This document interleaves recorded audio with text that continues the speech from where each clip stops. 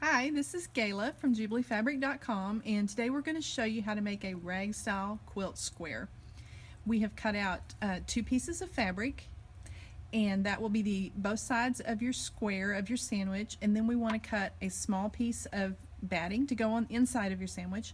You need to cut your batting about 1.5 inches smaller than your square. If you're making a big square, it'll be a bigger size, smaller square, smaller size. Then you want to center that batting up inside the square, and you'll have about a 3/4 inch margin on each side. You don't need to be a perfectionist on this. Your squares don't have to be perfect. It can be a little off just as long as you've got a nice margin there. Then you want to place your top layer on, and now you have a nice little sandwich for your rag square. Now we're going to stitch an X through the center of the rag square from one corner to another. We'll start our stitching about a 1/2 inch from the corner and do a little back stitching.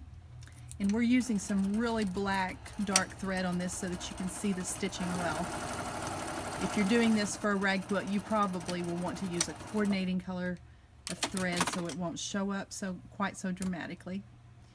And we're going to do both sides, again doing the back stitching, going straight across. And you can pin this if you want to. We haven't pinned it here because we were just working with a small square, but if you're working with a much bigger square, you might want to pin that. Okay, so we've done this to two of our little squares here now, and we've stitched them together along one side through all thicknesses. And then what we want to do is do the clipping, which will create the ragged, frayed edges after it's washed. And your clips need to be about a 1/2 inch apart. You'll want to do a diagonal clip on the corners, and about 1/2 inch deep and about 1/2 inch apart. And here again, it's very forgiving. You can just put some closer together and some further apart. The most important thing is that you don't want to clip into that stitching. And as you add to this, you'll want to clip each seam as it's added, and that, after you wash it and dry it, will be your lovely ragged frays. Okay, so here we have a rag quilt done in the simple basic block style. You can see where we stitched the X's on each one of these blocks, which we just showed you how to do. When the blocks are stitched together and we clip the edges, that's what makes this lovely ragged fray in between the edges that's so distinctive of the homespun fabric.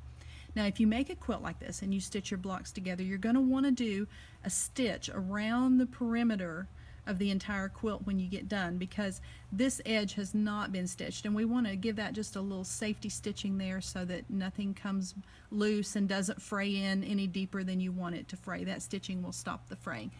And this is what rag quilts look like when they're created with homespun fabric. And of course, you can get all your beautiful homespun fabrics at JubileeFabric.com.